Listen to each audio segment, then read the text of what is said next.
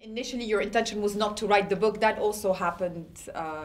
Was it a little bit accidental? It was not your intention in the beginning. Yes, So none of this was prepared. None of this was prepared. I'm really a novelist. I'm not a memoirist. I never wanted to write a memoir. I was kind of coerced into writing this book. I thought when I wrote it that it was going to be, you know, what in the literary world we would call a small book that no one was going to read. I thought, who would want to read this book about some girl and her first job? And so all of this was very unexpected, and yeah, it was pretty surprising.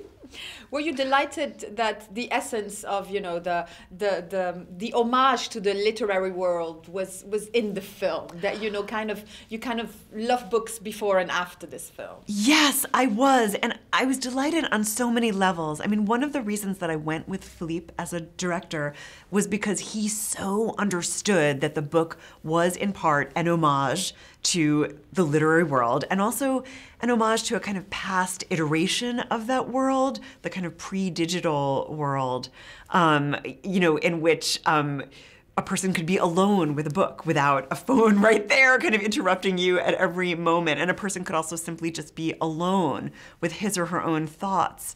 But one of the things that was so just unbelievably wonderful about making this film is that both Sigourney and Margaret are hugely intellectual and literary people. And Margaret, one of the first things she said to me when I arrived on set last spring was, I loved all the books that you mentioned in my Salinger year. And I said, what? And it turned out that she had gone through and read every single book that I mention in the book. And there are many books and writers mentioned.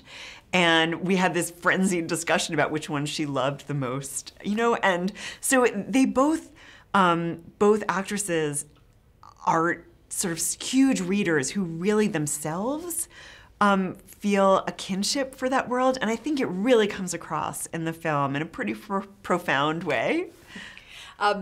Were you able to disconnect as an audience member and watch them acting instead of seeing your life, or it's too close to home? I think I was. You know, I was. I was crying, as I said, throughout the whole film, but it wasn't necessarily because of seeing my life portrayed, because I do have some distance. You know, these events happened more than 20 years ago, of course, and I've now written about them multiple times. You know, I made a radio documentary about them, so I have some perspective. I've also, you know, traveled all over the world talking about them, and worked on this screenplay with Philippe and what have you.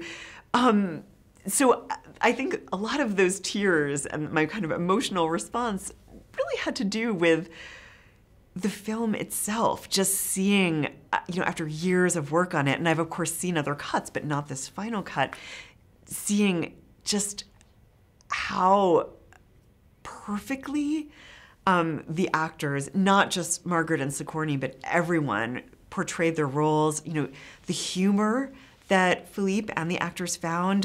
You know, I think the book itself is quite humorous, but in previous cuts, you know, in different cuts, the film kind of takes a different shape. And in this one, the humor really came out, and that made me cry a lot. So I was definitely able to have some perspective and just kind of appreciate it as a great film with an amazing story arc. As a novelist, I'm always looking for the story arc, and sometimes cinematic adaptations of books actually follow the book too closely, and you don't see the story arc. But I feel like Philippe is such a great storyteller, as you've seen in his other films like Monsieur Lazare, and he really, the arc is just there. It's gorgeous.